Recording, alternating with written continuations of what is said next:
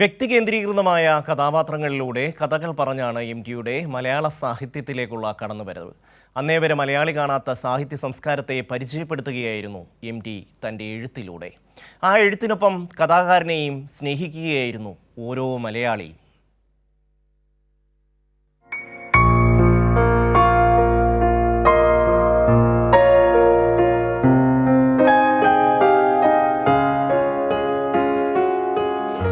എം.ടി എന്ന രണ്ടക്ഷരത്തിനു പിന്നിലാണ് മലയാളിയുടെ സാഹിത്യ സങ്കല്പങ്ങളുടെ നില ഒഴുകുന്നത്. അത് വെറും രണ്ടക്ഷരമല്ല, അവ കൂട്ടിയോജിപ്പിക്കുന്ന നിരവധി കഥകളും കഥാപാത്രങ്ങളും കാത്തിരിപ്പും പ്രതീക്ഷകളുമാണ്. 1958 പ്രസിദ്ധീകരിച്ച ആദ്യ നോവൽ നാലുകെട്ടിലൂടെ ഏറെ ദൂരം സഞ്ചരിച്ചിരുന്നു കഥാകാരൻ.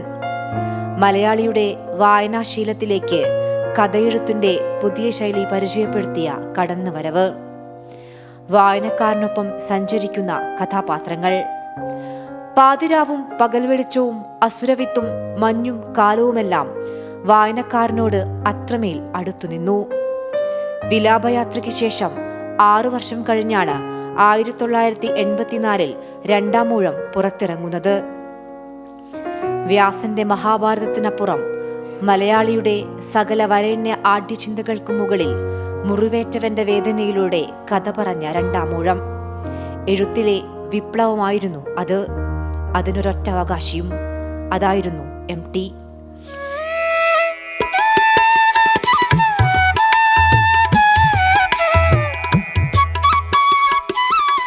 മഹാഭാരതത്തിലെ ഭീമസേനന് തീർത്തും രണ്ടാം ജന്മം നൽകി കഥാകാരൻ.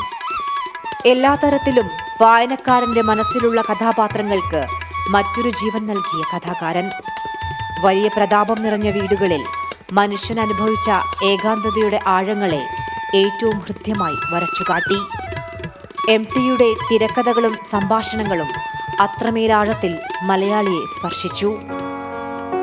ഇരുട്ടിന്റെ ആത്മാവിൽ ഓരോ മനുഷ്യനും ജീവിച്ചു മരിക്കേണ്ടി വരുന്ന ഇരുട്ടും വെളിച്ചവും കലർന്ന യാഥാർത്ഥ്യങ്ങളെ സർഗശേഷിയുടെ മാന്ത്രിക ജാലം കൊണ്ട് എക്കാലവും ജ്വലിപ്പിച്ചിരുന്നു കഥാകാരൻ. കാൽച്ചിലമ്പും വാളുമേന്തി ദാരിദ്ര്യമെന്ന യാഥാർത്ഥ്യത്തെ വെളിച്ചപ്പാടിലൂടെ നീട്ടിത്തുപ്പിയ എം.ടി. എഴുത്തിന്റെ ശക്തി, അതെ, തന്റേടത്തോടെ വിട്ടുവീഴ്ചകളില്ലാതെ എം.ടി എന്ന കിരീടമില്ലാത്ത സാഹിത്യ രാജാവിനെ തേജസ്സോടെ സാഹിത്യത്തിന്റെ തറവാട്ടുമുറ്റത്ത് കാരണവരാക്കിയിരുത്തുന്നു. എന്റെ ഭാഷ എന്റെ വീടാണ്, ഞാൻ കാണുന്ന ആകാശമാണ്, ഞാൻ കാണുന്ന നക്ഷത്രമാണ്. മലയാള സാഹിത്യത്തിന്റെ പ്രപഞ്ചം തന്നെയാണ് എം.ടി. മേഘമാധവൻ, കൈരളി ന്യൂസ്, കോഴിക്കോട്.